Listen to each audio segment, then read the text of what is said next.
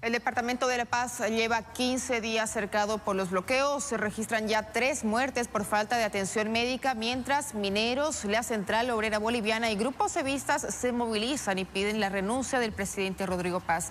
Para hablar sobre este panorama del país, ya estamos en contacto con Jorge Tuto Quiroga, expresidente del país. Buenos días, ingeniero, gracias por acompañarnos hoy.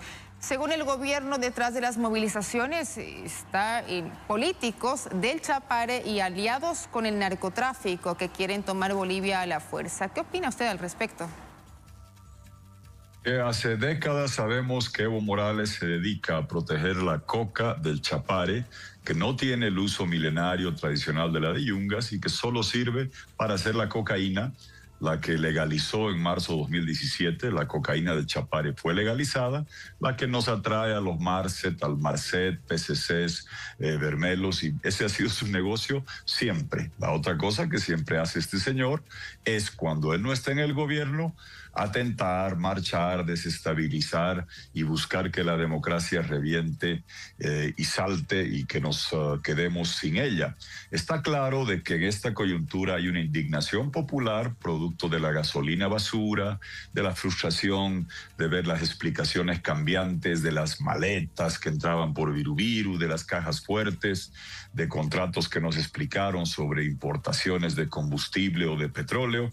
Hay una frustración e indignación real, la hemos criticado y comentado, pero de ahí a pasar a querer sacar un gobierno constitucional y democrático es claramente algo conspirativo y sedicioso, alentado por este señor y por el señor de la COP, que tristemente en enero fue empoderado, no entiendo por qué, como el interlocutor del gobierno en la discusión del decreto que hubo en ese entonces. Hay que dialogar con los sectores, hay una legítima y justa reivindicación salarial, entiendo la indignación, pero la solución no viene por atentar contra la democracia, y lo digo habiendo participado en ella. Fueron otros que prevalecieron, pero los bolivianos, que somos devotos de la democracia, que veneramos el orden constitucional, estamos ahora viendo esto con preocupación, con el espíritu herido, el corazón compungido y el alma angustiada, y pedimos diálogo con los sectores y aplicación de la ley a aquellos que están cometiendo crímenes de lesa humanidad,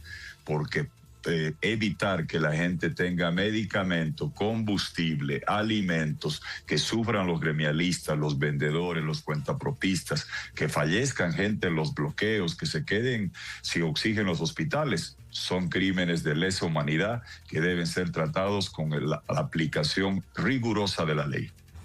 Tuto, además de este movimiento conspirativo que usted menciona, ayer en conferencia de prensa también aseguró que se tardó demasiado en la negociación salarial. ¿Qué se pudo hacer mejor para evitar llegar a la situación actual? A ver, yo lo decía y me cayeron a palos que fue un error, recuerdas tú, en el decreto, a una dirigencia decadente, mal vista. Esos señores que hoy piden la renuncia, 20 años aplaudían como focas cuando Evo y Arce saquearon la economía, nos dejaron sin gas, nos dejaron sin dólares, dejaron a nuestra Bolivia postrada en estado de coma y en terapia intensiva. Ahora hay que hacer una enorme tarea de reparar el corazón que ha quedado golpeado con un bypass, con la reparación o los cambios a la Constitución, cambiar las arterias, las leyes de hidrocarburos, minería, energía, la transfusión de sangre con un programa de balanza de pagos, el refortalecer o reestructurar los huesos. El esqueleto está desvencijado porque las instituciones han sido pulverizadas. Hay que hacer la descentralización poniendo al paciente cabeza arriba y no cabeza abajo. Como lo hemos discutido el sábado, hay muchas tareas por hacer. El error para mí fue el privilegiar a este grupo como interlocutores, que son parte de estos 20 años de destrucción, de cleptocracia y de corporativismo lleno de prebendas para esos sectores mientras la economía se destrozaba.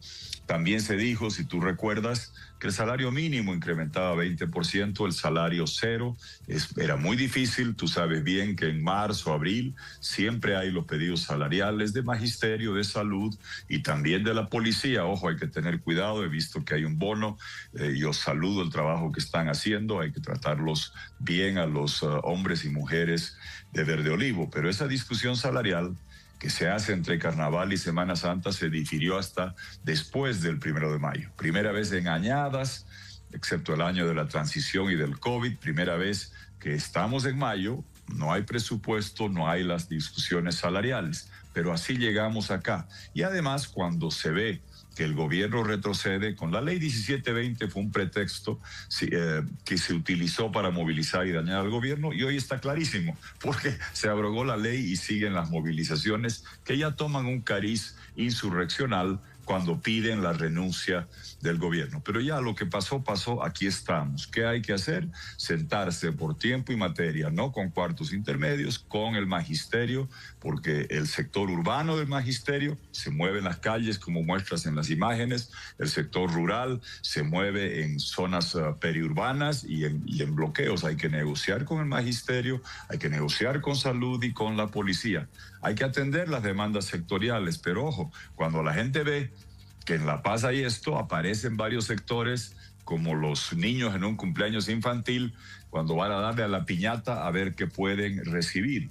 Hay que ser claro en preservar la estabilidad y no dejar que se siga descuartizando la economía, negociar con firmeza, con claridad, pero aquellos que están conspirando, aplicarles la ley. El señor Morales, él ha dicho que él votó por el PDC, era todo contra Tuto el año pasado y movió su 18% de feligreses de votar nulo o blanco a ir por el PDC. Él cree que tiene el poder de, por haber ayudado a encumbrar al gobierno, de decir cuándo se va.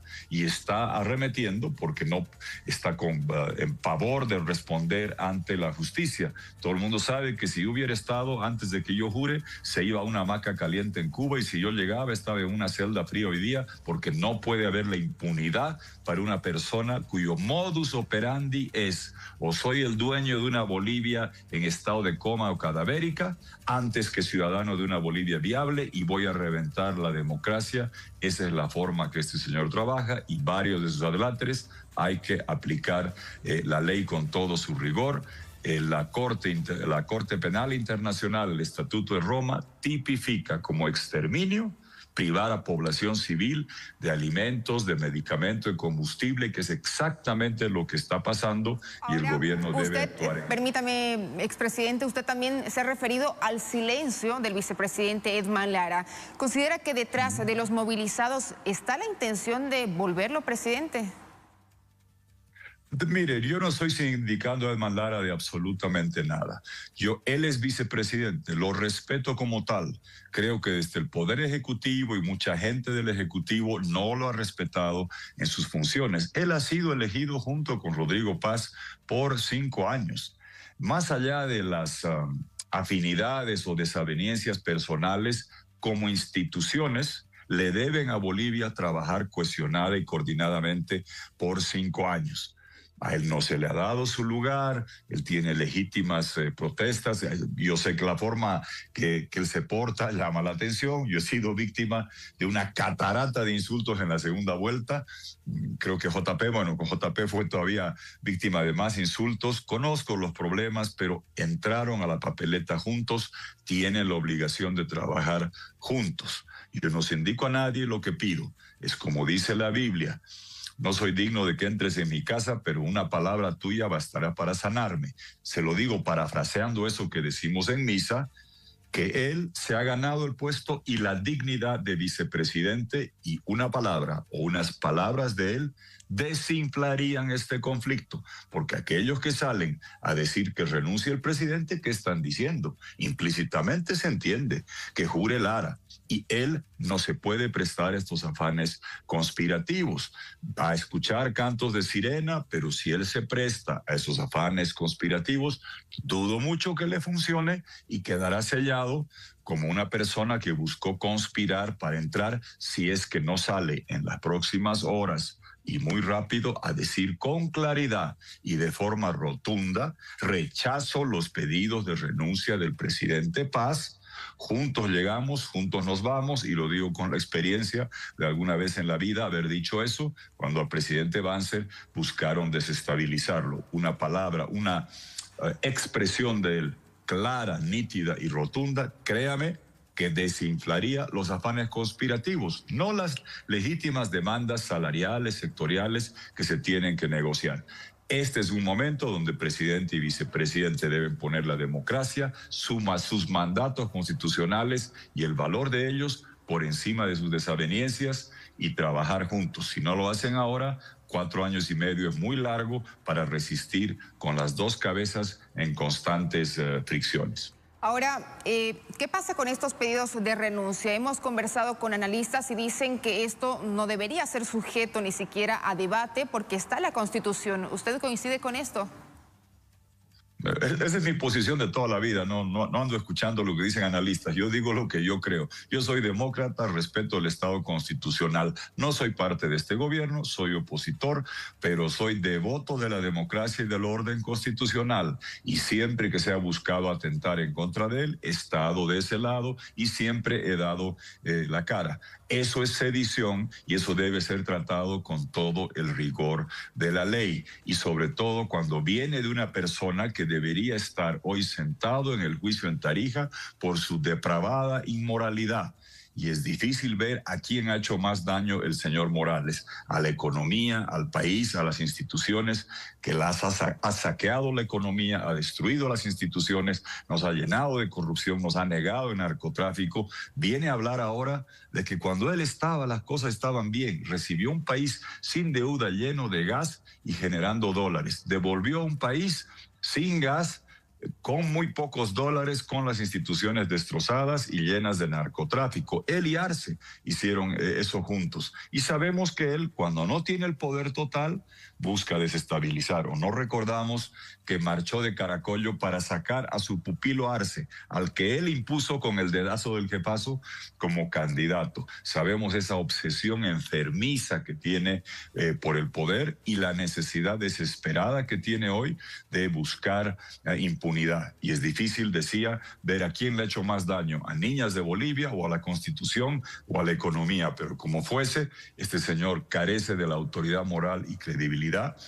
Le está haciendo un daño enorme a Bolivia. Hay que aplicar la ley. Ese señor debe estar ante la justicia y se debe aplicar la ley y la Constitución con todo el peso y las prerrogativas que éstas otorgan a quien está con un mandato constitucional. Pero reitero que en este momento la posición más importante es la voz del vicepresidente. Él puede cortar de cuajo estas pretensiones golpistas, sediciosas que expresa el señor de la COP y varios otros más, diciendo clara y nítidamente: rechazo los pedidos de renuncia del presidente, yo soy vicepresidente, fuimos elegidos juntos y vamos a trabajar juntos para sacar a Bolivia de este brete y para trabajar después por los cambios que la gente ha votado. Creo que es importantísima su palabra en este momento y se la pido, no lo puedo conminar, no lo puedo emplazar. ¿Quién soy yo para hacer eso? Él es vicepresidente,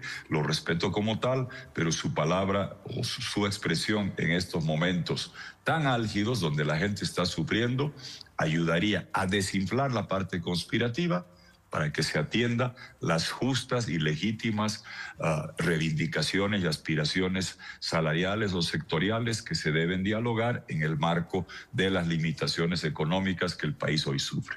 Finalmente, ¿qué posición tomará la agrupación Libre desde la Asamblea para frenar esta crisis política que está atravesando Bolivia? Lo que dijimos el sábado en la reunión en Cochabamba: si seguimos hoy los 6 meses del arranque de gobierno, se sigue con el sistema y el modelo masista, con el Estado elefantiásico, obeso, repartiendo pegas en directorios por derecha y por izquierda. No hay un real trabajo de recortar. No ha habido una sola ley de cambio. Se tiene que hacer reformas a la Constitución. Se tiene que aplicar el 50-50. Yo eso lo propuse en campaña.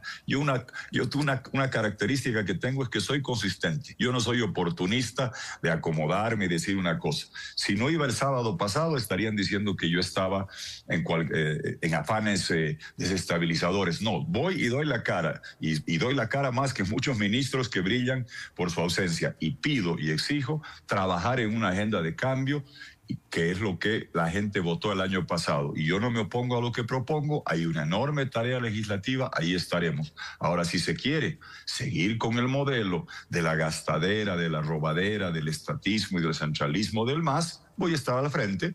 No no pidiendo renuncias ni bloqueando, con mi posición, con mi firmeza, con mis argumentos. Soy consistente, la gente sabe qué esperar de lo que yo represento y de la gente que trabaja lo que representamos, y vamos a seguir. La gente votó por el cambio, no por seguir con más de lo mismo, que es lo mismo del MAS, y nos lleva a estas cosas que estamos viendo. Yo entiendo que hacer una agenda de reformas va a traer protestas, pero que exista protesta porque se está cambiando Bolivia, lo que va a dejar resultados positivos para que nuestra nación cambie de rumbo. No la anomia de estar en lo mismo, y hay gente que protesta con razón o sin ella, como hemos visto en estos días. Apliquen la ley a los insurrectos, negocien con los sectores y denle rumbo a Bolivia. Yo tengo claridad, yo sé el rumbo que le hubiera llevado a Bolivia. Este gobierno necesita rumbo y dirección pasado este conflicto también. Le agradecemos mucho por haber conversado hoy con nosotros esta mañana en la revista. Es Jorge Tuto Quiroga, expresidente del país y líder de la Agrupación Libre. Continuamos con más.